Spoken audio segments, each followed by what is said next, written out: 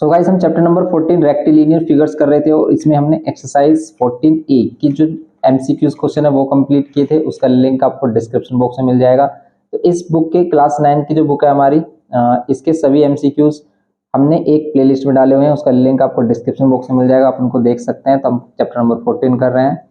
तो यहाँ पर 14 में हम एक्सरसाइज 14B देखते हैं। तो 14B देखते हैं। सबसे पहले फर्स्ट एमसीक्यू क्या बोल रहा है, quadrilateral A B C D is an trapezium, is a trapezium कि अगर एक एबीसीडी ट्रेपेजियम है, if AB equals to CD, AD is equals to BC, angle A plus angle C is equals to 180, B plus C 180। अब इसमें से क्या correct होगा, इन question में होती है बहुत ज्यादा कंफ्यूजन। तो इसके लिए हम क्या करते हैं, एक ड्रॉ कर लेते हैं फिगर कि ट्रेपेजियम की आपको प्रॉपर्टी पता होना चाहिए कि ट्रेपेजियम बोलते किसके को हम, इसकी टू साइड्स पैरेलल होती है, टू साइड नॉन पैरेलल होती हैं। जैसे ABCD अगर हम इसको ऐड कर लेते हैं, और यहाँ पर क्या रखिए AB और ये CD क्या इक्वल होंगे, AB और CD क्या इक्वल होंगे, नहीं, ऐसा नहीं है कि AB और CD इक्वल होंगे। क्या AD और BC इक्वल हो सकते हैं, AD और BC इक्वल हो सकते हैं, लेकिन वो आइसोसेलेस ट्रेपेजियम में होता है। यहाँ पर कोई आइसोसेलेस ट्रेपेजियम नहीं बोला है। देखो ये जो नॉन पैरेलल साइड है वो इक्वल हो भी सकती है, नहीं, अगर ये नॉन पैरेलल साइड इक्वल हो जाती है तो हम आइसोसेलेस ट्रेपेजियम कहते हैं। अब हम आइसोसेलेस ट्रेपेजियम नहीं लें अगर इसे हम, फिर हम देखेंगे भी क्या angle A plus angle C, इन दोनों का सम 180 होगा। क्या अपोजिट एंगल्स का सम 180 होता है ट्रेपेजियम में, नहीं होता। ट्रेपेजियम में क्या होता है, अपोजिट साइड पैरेलल होती है और two opposite side non parallel होती हैं। एंड यहाँ पर जो ये एंगल्स है ना, एडजेसेंट एंगल्स है, इनका सम 180 होता है। क्यों, क्योंकि लाइन पैरेलल है तो कोइंटीरियर एंगल्स। तो यहाँ पर हम कह सकते हैं B और C एंगल का सम 180 हो जाएगा, angle B plus angle C का सम ऑलवेज 180 होगा, या फिर एंगल A और एंगल D का सम होगा। तो ये करेक्ट ऑप्शन है हमारे पास, और इसमें से हमें ये वाला गिवन किया है तो ये होगा इसका फोर्थ। फिर बी में देखेंगे, if the diagonals of A square ABCD intersect each other eight point of the triangle OAB, तो OAB जो ट्रायंगल बनेगा वो क्या होगा ये बता रहा है। सिंपल है, देखो अगर हम एक स्क्वायर लेते हैं, स्क्वायर के डायगोनल्स एक दूसरे को बाइसेक्ट करते हैं, आपको पता है क्या है, 90 पे करते हैं, यस 90 पर भी बाइसेक्ट करते हैं। स्क्वायर है या फिर रोम्बस है, उन दोनों के ही डायगोनल्स एक दूसरे को क्या करते हैं, 90 डिग्री बाइसेक्ट करते हैं। स्क्वायर में क्या प्रॉपर्टी है कि स्क्वायर के डायगोनल्स इक्वल भी होते हैं आपस में, कि यहाँ पर जो AC और BD है उनकी लेंथ इक्वल भी होगी, AC एंड BD लेंथ में इक्वल भी होंगे और एक दूसरे को बाइसेक्ट भी करेंगे। मीन्स ये पार्ट इसके इक्वल, मीन्स ये 4 पार्ट ऑल इक्वल होते हैं, यहाँ पे 90 डिग्री करते हैं। लेकिन अगर इसमें रोम्बस आ जाए, रोम्बस के डायगोनल्स अनइक्वल होते हैं। रोम्बस के डायगोनल्स क्या होते हैं, अनइक्वल होते हैं। कि यहाँ पर क्या होता है हमारा AB नॉट इक्वल्स टू क्या होता है हमारा AC is not equals to BD होगा। लेकिन ये 90 डिग्री पर बाइसेक्ट करेंगे, मींस ये वाला पार्ट इस पार्ट के इक्वल होगा, ये पार्ट इस पार्ट के इक्वल होगा, और 90 डिग्री पर बाइसेक्ट कर रहे हैं, 90 डिग्री एंगल भी बना रहे हैं। यहाँ पर 90 डिग्री भी एंगल ही बना रहे हैं और एक दूसरे को बाइसेक्ट भी कर रहे हैं, लेकिन ये आपस में भी इक्वल है AC और BD, इसलिए ये सभी पार्ट इक्वल होते हैं इसमें, कि अगर ये 5 होगा ये भी 5 होगा, ये भी 5, इसे हम O पॉइंट बोल रहे हैं। तो इसी में ये बोल रहा है कि अब OAB जो बनेगा, OAB ये जो ट्रायंगल बनेगा ये किस टाइप का ट्रायंगल है ये बता दो। इसकी टू साइड इक्वल है और एक 90 है, तो ये बनेगा हमारा आइसोसेलेस राइट एंगल ट्रायंगल। तो isosceles right angle triangle option है yes fourth, and isosceles right angle triangle, तो इसका फोर्थ आंसर होगा बी का, फर्स्ट का भी फोर्थ है इसमें। फिर हम नेक्स्ट देखते हैं इसमें कि क्वाड्रेटर इन विच, देखो ये काफी इंपॉर्टेंट क्वेश्चन है, इसमें कंफ्यूजन बहुत ज्यादा होती है, इसलिए आपको इनकी प्रॉपर्टीज करनी चाहिए। जो हमने अपनी फॉर्मूला बुक में सभी चीजें प्रोवाइड की हैं, तो हमारी फॉर्मूला बुक को आप डाउनलोड कर सकते हैं, लिंक डिस्क्रिप्शन बॉक्स में मिल जाएगा। मोस्टली बच्चों ने इसको डाउनलोड किया है, तो आप भी कर सकते हैं और उससे हेल्प ले सकते हैं कि इसकी सभी प्रॉपर्टीज वहां पर आपको डिटेल में मिल जाएंगी और सिंपल वे में। यहाँ पर करेंगे quadrilateral in which the diagonals are equal, एक क्वाड्रेटर है जिसके डायगोनल्स इक्वल हैं and bisect each other at right angle, तो भाई इन दोनों में से कोई एक ही होगा डायगोनल्स, और इसमें डायगोनल्स इक्वल ही बोले क्या इसने, यस डायगोनल्स इक्वल भी और बाइसेक्ट ईच अदर एट किस पर, राइट एंगल, तो ये स्क्वायर ही होगा, ये तो कंफर्म होगा कि भाई ये क्या होगा, स्क्वायर होगा। तो C में इसका ऑप्शन आएगा हमारा थर्ड। ठीक है, डायगोनल्स इक्वल भी हो और 90 डिग्री बाइसेक्ट भी कर रहे हो, परपेंडिकुलर कह सकता है और राइट एंगल कह सकता है, तो ये तो हमारा स्क्वायर होगा। तो ये वाला क्या होगा हमारा, C का आंसर क्या होगा, थर्ड स्क्वायर। ठीक है, ये स्क्वायर हो गया हमारा। एंड D में which of the following is not true for the parallelogram, parallelogram के लिए क्या सही नहीं है।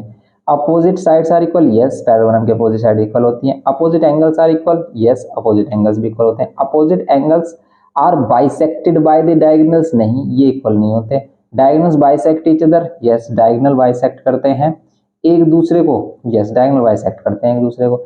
इसका मीनिंग क्या है कि भाई ये सही क्यों नहीं है, अपोजिट एंगल्स आर ये कह रहा है कि opposite angles are bisected by the diagonals. जैसे लेट कर लेते हैं, हम एक पैराग्राम ड्रॉ करते हैं। ये पैराग्राम ड्रॉ किया हमने। ये कह रहा है कि जो इसके डायगोनल्स हैं क्या इनके एंगल को बाइसेक्ट भी कर रहे हैं, मीन्स ये एंगल इसके इक्वल होगा क्या? देखो ये एंगल इसके इक्वल नहीं होगा, क्यों? क्योंकि अगर हम इसे पैराग्राम ए बी सी डी बोलते हैं, ये दोनों ट्रायंगल होंगे तो क्या कॉन्ग्रुएंट, लेकिन ये एंगल इस वाले एंगल के इक्वल होगा। क्यों? देखो alternate interior angle, parallel line से ऑल्टरनेट, ये वाला एंगल इसके इक्वल होगा। ये एक्स है तो ये एक्स होगा, और ये वाई है तो ये वाई होगा। लेकिन ये दोनों आपस में इक्वल नहीं होंगे। यही कह रहा है यहाँ पर कि क्या opposite angles are bisected by the diagonals, तो नो, ये थर्ड वाला इसका करेक्ट है। तो डी में क्या होगा हमारा? थर्ड ऑप्शन होगा। तो डी में हम लगाएंगे थर्ड ऑप्शन। ओके, नेक्स्ट देखते हैं इसमें अब हम ई वाला part. If the diagonals of a quadrilateral bisect each other, अगर डायगोनल्स क्या करते हैं? बाइसेक्ट करते हैं एक दूसरे को एट राइट एंगल्स पर, तब क्वाड्रिलेटरल इज। अब इसने ये नहीं कहा कि भी डायगोनल्स इक्वल हो या नहीं, इक्वल बोल देता तो स्क्वायर हो जाता, इक्वल नहीं बोला तो रोम्बस होगा।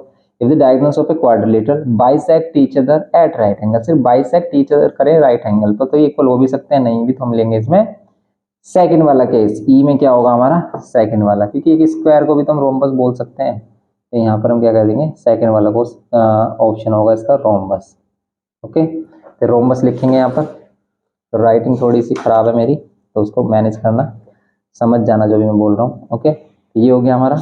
नेक्स्ट इसमें एक्सरसाइज, हमारी लास्ट एक्सरसाइज बचती है। इसके सिंपल से क्वेश्चन है ये, मतलब थ्योरेटिकल क्वेश्चन ही है, इसमें आपको सोल्व करना ही नहीं है। जैसे एक्सरसाइज 14C में कह रहा है कि choose the correct answer from the option given below. If the opposite sides of a quadrilateral are equal, the quadrilateral is.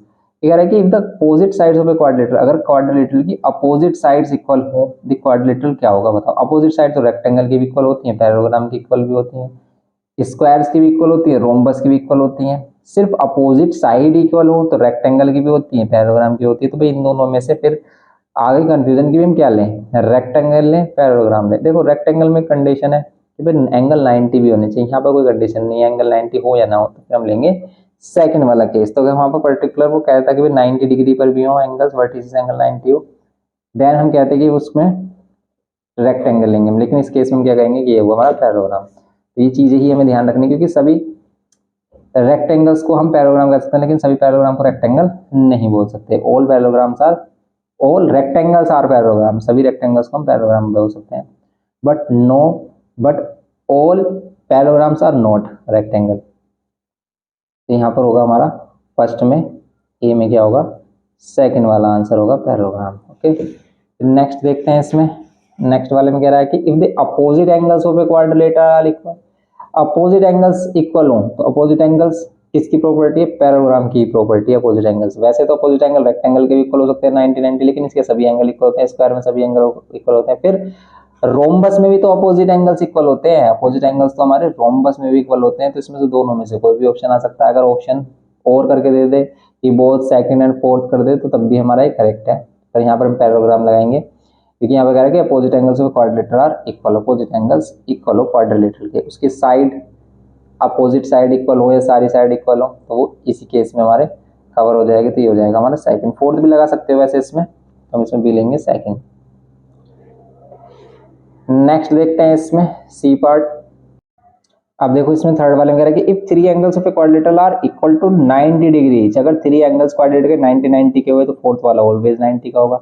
और अगर फोर्थ वाला भी हमारा 90 का हो गया तो फिर तो ये क्या होगा? हमारा रेक्टेंगल होगा। तो रेक्टेंगल होगा, या फिर नोट अ स्क्वायर, नहीं तो फिर हम इसे रेक्टेंगल कहेंगे। तो फर्स्ट सी में होगा हमारा फर्स्ट आंसर रेक्टेंगल। फिर डी में करें कि if three angles of a quadrilateral are equal, three angles equal हैं लेकिन इसने बताया नहीं उनका मेजर्स क्या है, देन द क्वाड्रिलेटरल इज। अगर थ्री एंगल्स इक्वल हैं, थ्री एंगल्स तो 90-90 भी हो सकते हैं, फोर्थ वाला भी 90 हो सकता है, तो फिर रेक्टेंगल भी हो सकता है। फिर ये रोम्बस भी हम बोल सकते हैं कि रोम्बस भी हो सकता है, रोम्बस नहीं हो बोल सकते क्योंकि 90 डिग्री होता है रेक्टेंगल में, स्क्वायर में। अब फिर इसमें केस है कि नोट अ पैराग्राम की, वो पैराग्राम नहीं है, वो पैराग्राम नहीं है, पैराग्राम है। अब क्या ले, इसमें तो कंफ्यूजन है बहुत ज्यादा।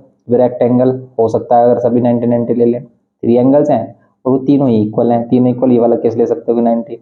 अब वो तीनों एंगल इक्वल नहीं हुए, अगर लेट कर लेते हैं कि भाई थ्री एंगल्स इक्वल नहीं हुए हमारे, जैसे हम एक पैराग्राम ले रहे हैं और इसके तीनों एंगल जो हम लेट कर रहे हैं एक्स एक्स एक्स, ये इक्वल नहीं हुए, तो फोर्थ एंगल हमारा क्या होगा? कुछ अलग होगा। जैसे हम अगर 60-60 ले लेते हैं, 70-70 ले लेते हैं कि भाई 70-70-70 है, तो ये वाला जो एंगल होगा हमारा लास्ट एंगल, अगर हम इनको ये बी सी और डी लेट कर लेते हैं, इनको एक्स एक्स लेट के हम एंगल डी लेट कर रहे हैं इसको, तो इनका सम होता है 360, सभी को प्लस करोगे 210 plus angle D is equal to 360, angle D is equal to कितना जाएगा 210, क्या कर देंगे माइनस कर देंगे। इस क्वेश्चन में ना डाउट है, कैसे डाउट है कि भाई इसमें या तो एंगल बताता वो क्या है, जो तीनों एंगल इक्वल है उनको बताना चाहिए से कितने होंगे, वो कितने कितने डिग्री के लिए, तो उसके अकॉर्डिंग हम बता देंगे। अगर ये तीनों एंगल हम 90 के लिए, क्योंकि हम ले सकते हैं 90, तो फिर ये क्या होगा, फिर ये रेक्टेंगल भी हो सकता है। तो यहाँ पर करेंगे -0, यहाँ पर 5 और यहाँ पर 150 आ रहा है। अभी अगर मान लेते हैं 150 ये आ गया और ये क्या आ गया हमारे 70 आ गए, तो यहाँ पर तो अपोजिट एंगल्स इक्वल नहीं है, क्योंकि पैराग्राम के अपोजिट एंगल इक्वल होने चाहिए अगर वो पैराग्राम है। तो इसका मतलब हम इसे नोट अ पैराग्राम तभी कह सकते हैं अगर वो 90 डिग्री के नहीं है। तो अगर हमारे जो ऑल इक्वल एंगल वो 90 के नहीं है, तब हम इसको नोट अ पैराग्राम कह सकते हैं कि पैराग्राम नहीं होगा। फिर रेक्टेंगल, रोम्बस, पैराग्राम, ये जो ऑप्शन है ना, ये ऑप्शन भी इसने इसी तरीके से दिए हैं। तो इसमें जो आंसर दे रखा है वो दे रखा है कि नोट अ पैराग्राम, कि वो पैराग्राम नहीं होगा। तो पैराग्राम कब नहीं होगा, जब वो इक्वल एंगल्स हैं और 90 के नहीं होंगे, ठीक है। क्योंकि अगर 90 का भी हो जाए तब भी हम इसको रेक्टेंगल बनना, तो हम क्या कह सकते हैं, पैराग्राम कह सकते हैं। लेकिन अगर ये इक्वल एंगल 90 के नहीं है तो हम कह सकते हैं कि भाई पैरेललोग्राम नहीं होगा और कुछ भी हो सकता है। नोट अ पैरेललोग्राम किस केस में, अगर वो एंगल 90 नहीं है, तो डी में ये होगा। तो अगर एग्जाम में आता है ना क्वेश्चन, तो उसमें बताएगा कि भाई एंगल इक्वल एंगल्स कितने हैं, नहीं बताता तो फिर आप लिखोगे नोट अ पैरेललोग्राम, डी में आएगा थर्ड वाला। फिर ई में B E C is an equilateral triangle inside square A B C D. एक स्क्वायर है हमारा A B C D, A B C D एक स्क्वायर है, ए बी सी डी एक स्क्वायर है। इसके अंदर एक क्या बन रहा है हमारा, triangle B E C is an equilateral triangle. तो बी ई सी एक इक्विलेटरल ट्राइंगल है हमारा, बी सी इक्विलेटरल ट्राइंगल है। इक्विलेटरल है तो सभी साइड्स इक्वल है, सभी साइड्स इक्वल है तो ये 60 60 60 के एंगल्स, और ये पहले से ही स्क्वायर था तो ये एंगल 90 के थे, ये एंगल 90 के थे तो ये 30 हो जाएगा, ये भी 30 हो जाएगा। तो यही तो एंगल बोल रहा है वो फाइंड करने के लिए। क्या बताना है आपको, the value of angle E C D, E C D 30 degree होगा, सिंपल। यही इसका आंसर है 30 डिग्री, सेकंड ई का सेकंड वाला आंसर है। तो बस ये करना था इसमें, ये सिंपली हमारा एमसीक्यू वाला पार्ट कंप्लीट हो गया, चैप्टर नंबर 14। नेक्स्ट पार्ट में हम इसमें आगे प्रोसीड करेंगे। मिलते हैं नेक्स्ट लेक्चर में। Thanks for watching.